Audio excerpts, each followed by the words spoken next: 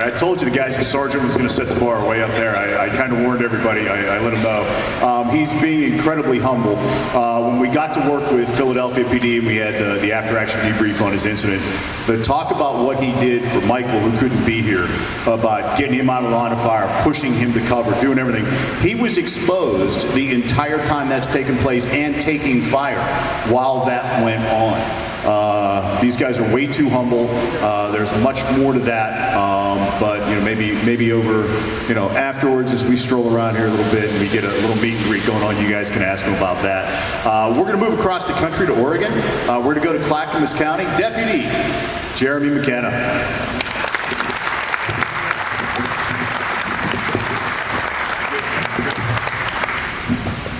Well, I'm nervous a little bit. You're tall, and I got it. All right. So on the morning of June 30th, 2023, sorry, at 7:04, I was in roll call at 07, and burglary in progress came out at a tool storage and rental business. And it was my 9th shift out of the academy, my 5th graded day of FTEP. I am incredibly lucky. My sergeants call me a shit magnet. It's great. Sorry, kids.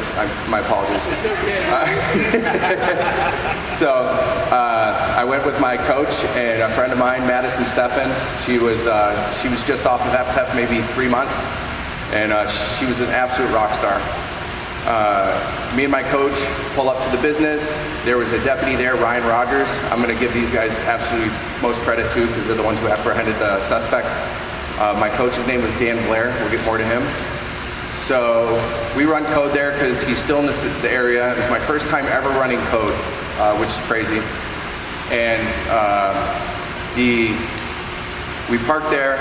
My buddy got out, and I skipped leg day yesterday at the gym, and I made a comment because my coach is a triathlete and everything, and he goes, well, that's okay. We're going to be doing some decent walking to a homeless camp. So we walked down the trail, and as you know, Portland, Oregon, I was a quarter mile from the city limits, and there's tons of homeless camps. So we went to the homeless camp. There was 2 gentlemen there. We start pulling up. They match the description to a T. We tell them to stop. We identify ourselves as the sheriff's office. Well, when that happened, one of the dudes who was in a high-vis vest for some reason, trying to blend in or something, he took off.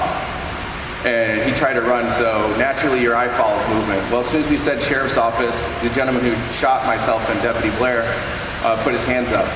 And your eye follows that movement. I looked at the other suspect, and just as I looked at the other suspect, we're in the wide open, there's no cover. He reaches down into the back, and he has no shirt on, so you're judging him and you're thinking he's not that big of a threat because you can't see any weapons in the obvious area. So as soon as he put his hand down, I knew it was on. He pulled out a gun, pistol. He said, F you, and started unloading. I didn't have the time to react. It took me 1.2 seconds to get my gun out. By the time I had my gun and returning fire, I was already shot in my abdomen, which the round went and shattered part of my hip, and the bone disintegrated. The first shot hit right here. The second shot hit my phone and my chest, and there's more to that one in a second. The round impacted pretty much right in my heart. I would have been dead. And guys, thank you so much.